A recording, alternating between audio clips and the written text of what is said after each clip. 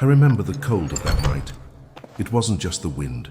It was the weight in the air, as if the whole world was holding its breath. We left the supper and followed Jesus to the garden. The city still had light, but there, among the trees and shadows, it seemed the light was left behind. He walked ahead of us, and even without saying much, you could feel it. Something was about to happen. Jesus asked us to stay close. I was with him along with Peter and James, closer than the others, and then he said words that I never forgot, because they didn't seem like those of someone who was ready, as we imagined a master should be. He was deeply distressed. It wasn't an act. It wasn't a pose, it was true. He moved away a bit and began to pray. I heard the sound of his voice breaking between phrases, not because of a lack of faith, but because he was carrying something none of us understood. And I, who thought I knew Jesus, discovered that night that there was a place inside him that I had never seen. We tried to stay awake. I say tried, but the truth is, the body betrays courage. Eyes become heavy when the heart is afraid, and fear was there, even when no one spoke the word fear. It was a nameless fear because it was greater than us. Jesus came back once and found us sleeping. I saw his look, not a look of anger, but a gentle look of sadness, as if he knew that human weakness is real and yet still loved us. And then he went back to praying. I heard fragments. Father, if it is possible. I heard that, and something inside me tightened. Because if Jesus was asking if it is possible, then what was coming was worse than I had imagined. And I wanted to understand. I wanted a simple explanation. I wanted him to say, "This is how it will happen and everything will be fine." But that night there was no simple explanation. There was surrender. And I realized something there, without yet knowing how to put it into words. The heaviest battle didn't start with soldiers. It started in silence. It started when he chose to obey, even feeling the full weight of what was to come. Maybe you've experienced something like this. Not a Gethsemane of olive trees and torches, but a Gethsemane within your chest. When you know what is right, but everything inside you wants to run away. When your soul says yes, and your body, your history, your wounds scream no. I saw Jesus in that place, and that's when I understood. True courage is not the kind that doesn't tremble. It's the kind that trembles and stays. The night advanced, and the garden grew darker. Then came the sound. Steps. Many steps. A glow of fire cutting through the darkness. Torches, voices, metal. The kind of noise that doesn't appear on peaceful days. It was the noise of human decision. The noise of people who came to find someone. And Jesus stood up. I'll never forget this. He didn't stand up like a man cornered. He stood up like someone who had already won inside. They arrived. Judas was with them. The way Judas approached still hurts me, even after everything. There was intimacy in that gesture, as if he were a friend, and at the same time there was a coldness that I can't describe. Because betrayal has this horror. It uses the face of affection to deliver you to the abyss. I saw the kiss. I saw Jesus' eyes. And I saw that Jesus didn't lose control.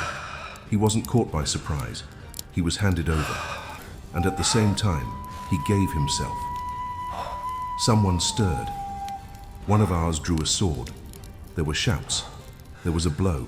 I saw chaos born in seconds, the kind of chaos that arises when fear turns into desperate action. And Jesus interrupted the chaos. Father. He spoke, and his voice cut through the night like a blade without violence. He wasn't there to win through blood shed by human hands. He was there to fulfill what needed to be fulfilled. And there, in that instant, I felt a shame that I would only truly recognize later. We wanted a Jesus on our own terms, a Jesus who would solve everything in the way we see as victory.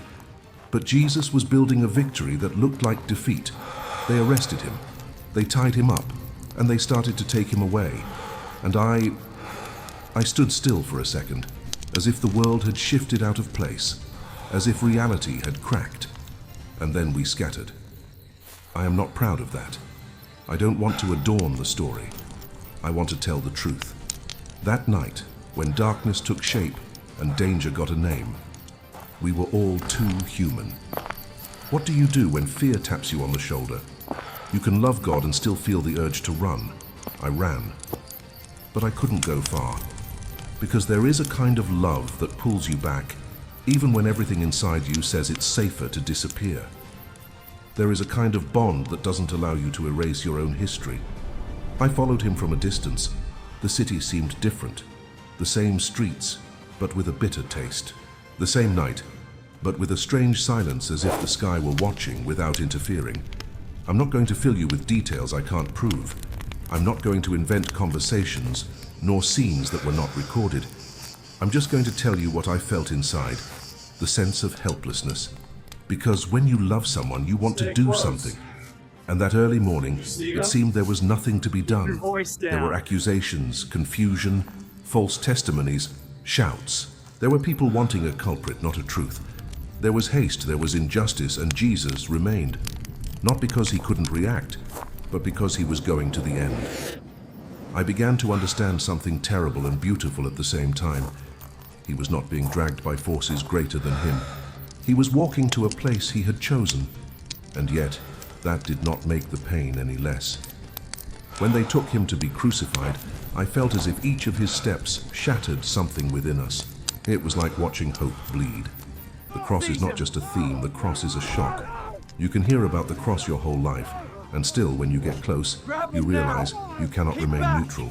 Either you run away, or you face it. I faced it. I was there, close enough to hear, to see, to feel the weight of that moment. I saw his body, wounded. I saw the humiliation. I saw the contempt of those who passed by. I saw the kind of cruelty that needs no reason, just permission. And in the midst of it, I heard words I did not expect to hear. I heard care, I heard mercy. I heard truth coming from his mouth without hate.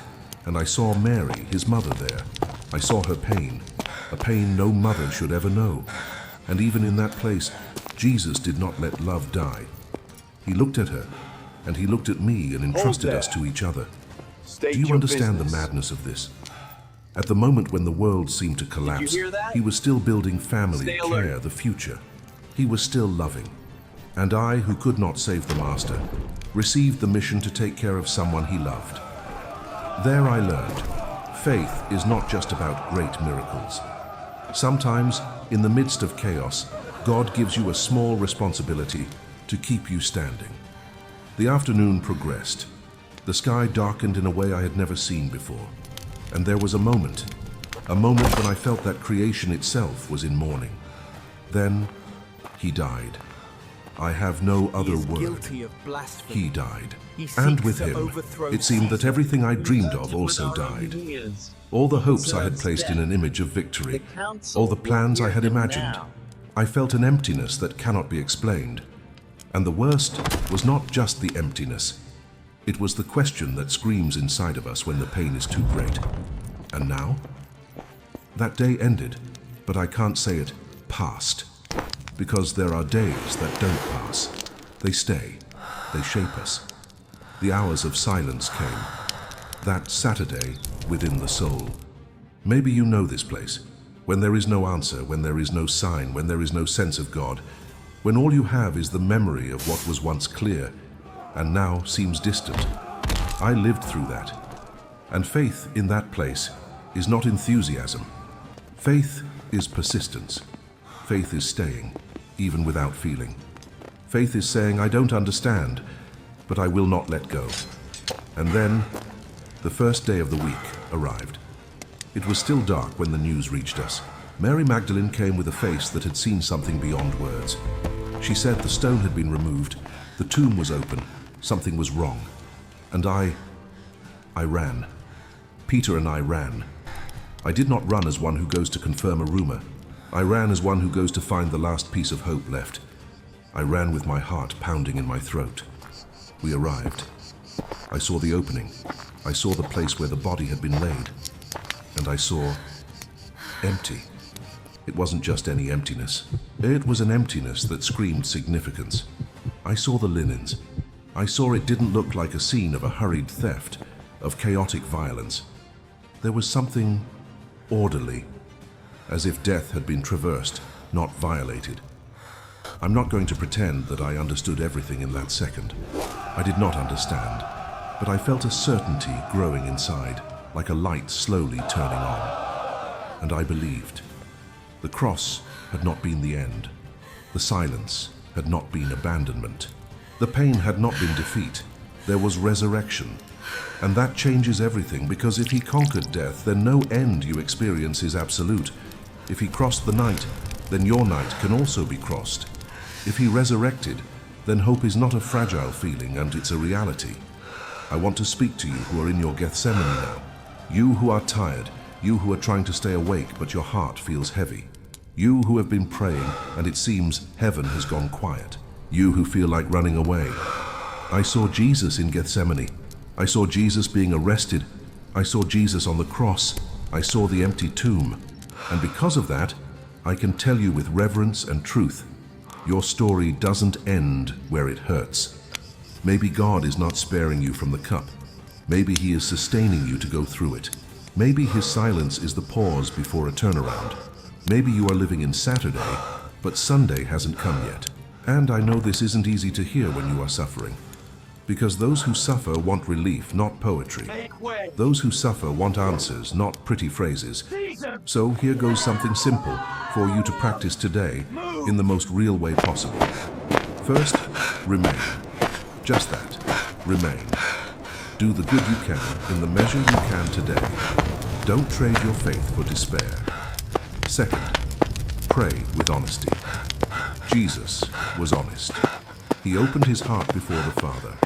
You don't need to pretend to be strong. God is not scared of your weakness. Third, don't walk alone. Even in Gethsemane, Jesus called people to be near. Isolated pain becomes a desert. Shared pain becomes a path. If you want, now, wherever you are, take a deep breath and say a simple prayer in your heart. Father, I don't understand everything, but I want to remain. Sustain my faith. Give me strength to get through this night. And help me trust that in you the story doesn't end here. And before finishing, I leave you a question to ponder, not to manipulate you, but to accompany you. If Jesus chose to stay in Gethsemane, what is he calling you to choose today, even with fear? In the next video, I want to take you inside Saturday, the day when everything went silent, and show you why this interval, which seems empty, might be the place where God works the most, even when no one sees it.